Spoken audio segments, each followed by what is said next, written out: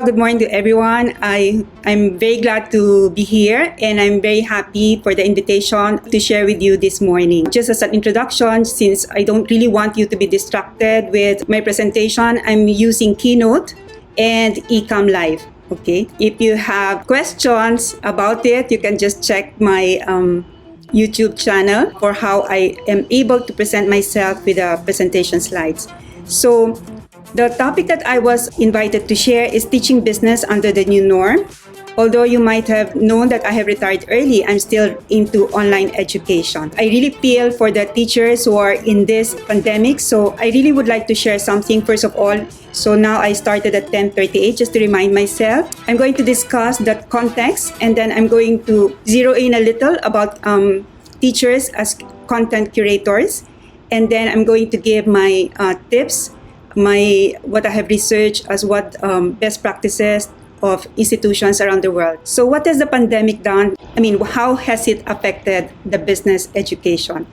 Well, I was just reading through some recent magazines online. This photo, I hope you can see that, of three siblings standing straight for the Pledge of Allegiance and their teacher in live in Facebook. And I thought it's really happening to adults as well. We are in the comfort of our home, but really we are in a professional setting online. There are positive things and negative things brought about by the pandemic. And one of them really is that this people right now, your students right now could be called the COVID-19 generation. There could be a digital divide that more and more students will not be able to cope up with education because of the lack of internet, the lack of high quality broadband.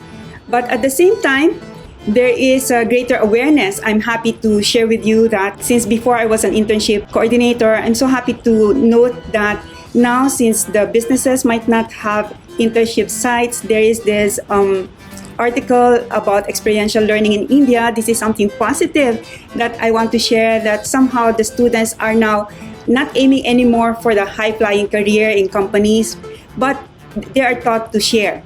So first of all, they have gotten pre-online courses depending on their career advancement.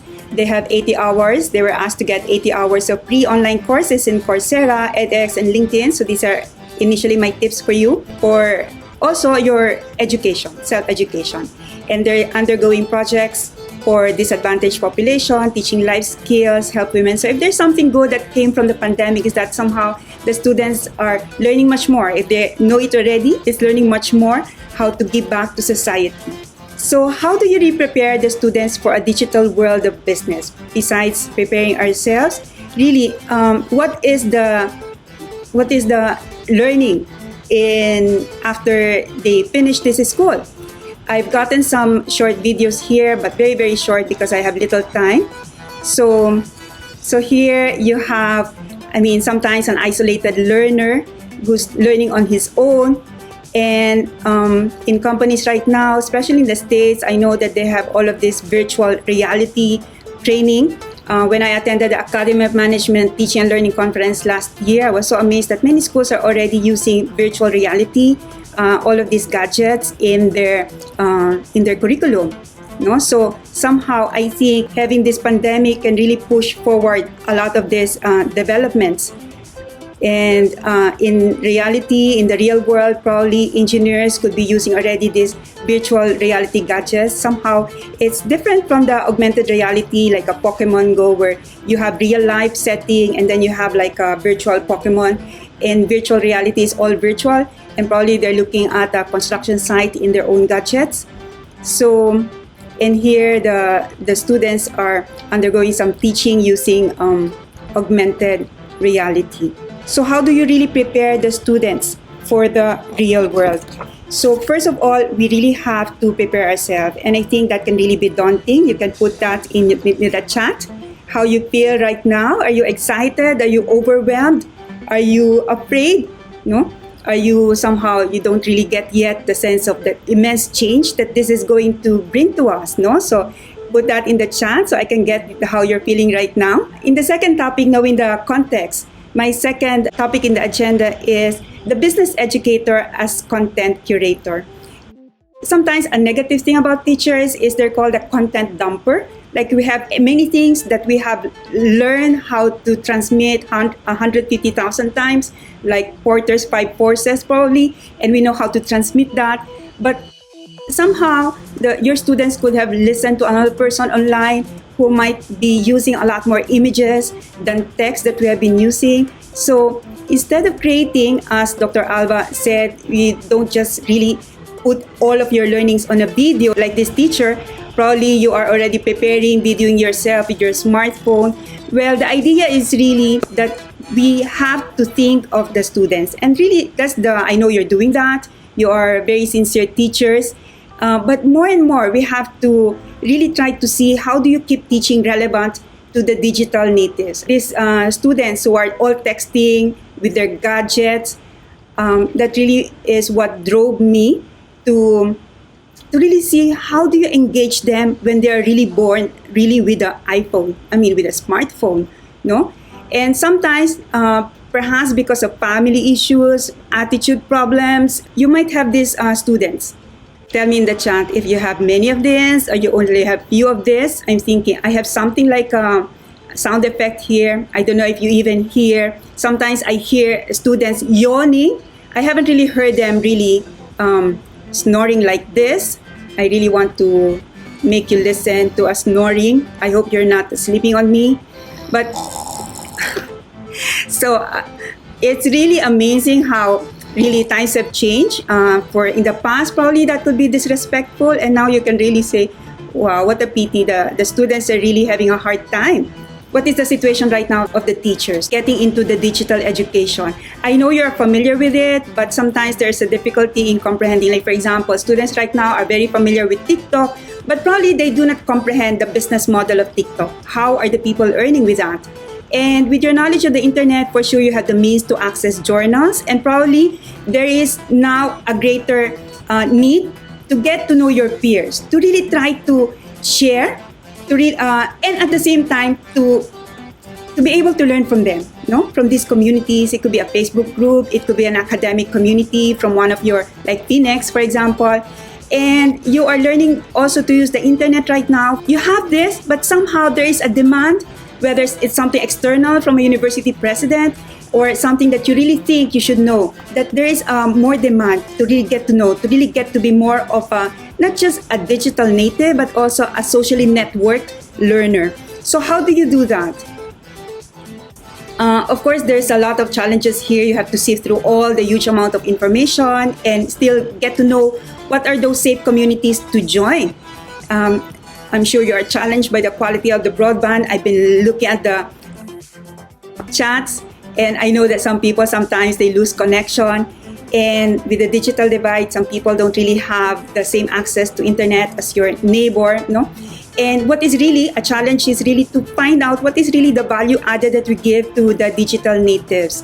And sometimes you have some teachers among you probably who are really excellent pedagogically, but because of the amount of information that is there for the student, an intellectual student, after probably enjoying all your games and all your engaging plays, could actually just go to the internet to look for a theoretical framework. Can you imagine that? Before you say, how can I enthuse the students? And now you learn how to make them play, and then still there is one or two students who actually didn't like all the plays. Probably they enjoyed it, but somehow they feel dissatisfied that there were no theories taught.